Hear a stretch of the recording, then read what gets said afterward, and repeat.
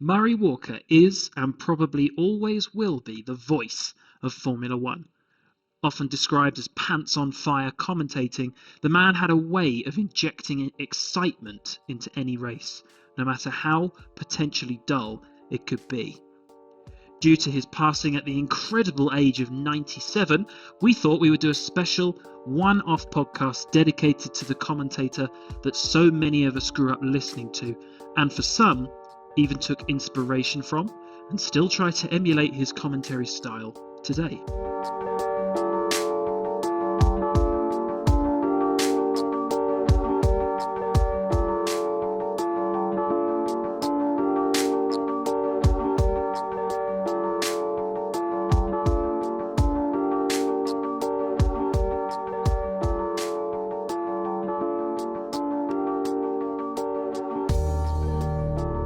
I remember when I first realised that I didn't just watch Formula One for the racing. It was the 1998 Italian Grand Prix when the mighty McLarens surrendered their lead to Michael Schumacher's Ferrari in dramatic fashion, with David Coulthard's engine letting go and Mika Hakkinen just not having the pace to keep Schumacher behind him due to some dodgy brakes. Schumacher's going for the lead in the Rosia, heading right up alongside and he's going through. Fantastic! Hakkinen fights back. This is magnificent.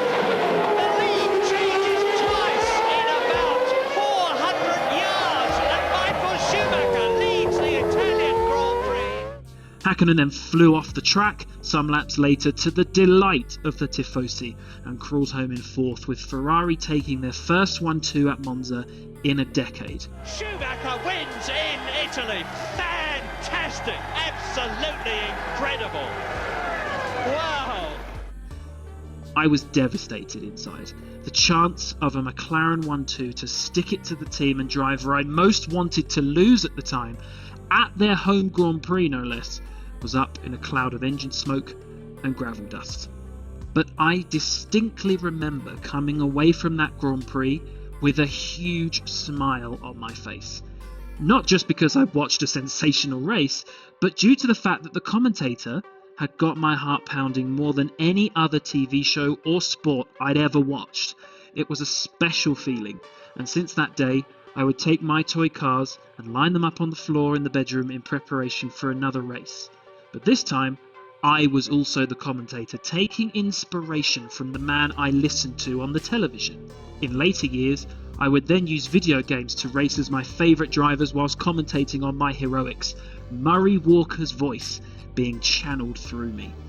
But of course, there are far older and more experienced people than me whose memories of Murray Walker in F1 predate mine by up to 20 years. Some may even remember his commentaries on motorcycle races with his father before he became F1's lead commentator in 1978.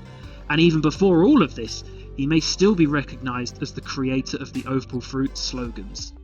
You could always feel that Murray Walker was a man who just did what he loved to do. Even listening to him talk about his life before Formula One, there was never any negativity attached to what he used to do. I'm sure we have all had jobs in our youth that we hated, or at the very least, just didn't care for. But with Murray, it's like he still derives joy out of those old jobs. Maybe because he knew that eventually it would lead him to what he became synonymous with: racing. So through F1, Murray Walker found his home.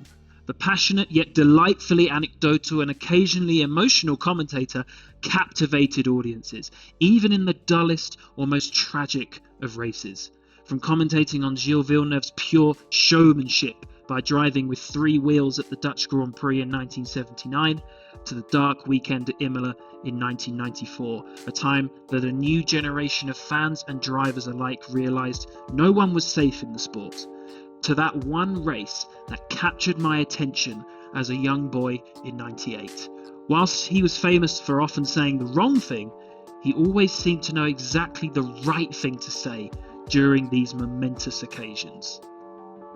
But of course, he didn't just have the ability to engage audiences through his knowledge and the sheer volume of his voice. He could also make us laugh through his mistakes, often caused by his mouth just speaking too fast for his brain to catch up with. Murray was like a child that had just unwrapped the Christmas present they had been wishing for all year and just couldn't contain their excitement when they finally got the chance to play with it. There was just too much to say and enjoy that it could all come out in one hilarious mashup of words. Or alternatively, they could just play into his habit of placing the commentator's curse upon an unsuspecting driver, usually the potential winner. Affectionately named Murrayisms, these also became part of his commentary style. 3 lines, 4 lines, 5 laps. Pause. Go, go, go. Peter McIntyre's the right-hander. This is really close. Through the chicane. And off. It's Tarquini. Pete Dam wins. Looks through a completely clean windscreen, and that's the big advantage, of course, of being in front. And that's the big disadvantage of getting your line wrong. Into the pit lane comes Andrea De Cesaris, the man who's won more Grand Prix than anybody else in the history of Grand Prix racing without actually winning one of them, to yet another victory. If it is, it will be his 48th Grand Prix in his 150th year. And knowing exactly where Nigel Mansell is, because he can see him in his earphone. See him in his mirrors. I'm going to stop the stopwatch and the wheel stops. Now. It's some 17 years since you bought McLaren. You've had some good times and you've had some bad times. What do you remember best? I don't remember buying McLaren. Nigel, first of all, will you carefully and slowly take your hat off? You've got an enormous bump on your head. Can you let them see it? I don't know where they are. Right up there. Oh, I'm sorry. Forming a fiercely competitive yet thoroughly entertaining partnership with James Hunt, together they perfectly detailed the sensational events that took place throughout the years in Formula One.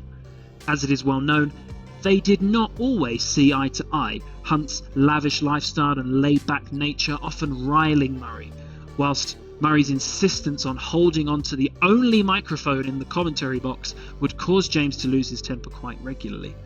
But this 13-year partnership led to not only a friendship, eventually, but also some spectacular commentaries. And Prost has yet to take his fellow Frenchman, René Arnoux, who says, the reason I'm going so slow these days is that I'm used to turbo cars, and these normally aspirated engine cars are a very different kettle of fish to drive, he says. And all I can say to that is bullshit. So anyway, there goes Arnoux. After James's untimely death in 1993, Murray didn't let up. Partnerships with Jonathan Palmer and Martin Brundle followed, his sensationalised descriptions often balanced nicely by the more analytical view of a former driver. It seemed he could commentate with almost anyone. And after keeping F1 fans entertained, as well as attracting millions of new fans worldwide, for 33 years, Murray hung up the microphone in 2001, his final commentary at the United States Grand Prix at Indianapolis. Despite this, he could regularly be seen at Grand Prix events and often guest commentated on various other race categories. If it had wheels and it went fast, you could probably find Murray Walker watching it or talking about it somewhere. Now, he's gone. The man I credit my love of F1 to more than any driver, and the person completely adored and universally loved by everyone involved in motorsport, has left behind a legacy that cannot and will not be matched. The joy he brought to us all lives on, and even though he may have passed, as long as Formula One is around, we will never stop hearing his voice. Thank you for everything, Murray, and farewell.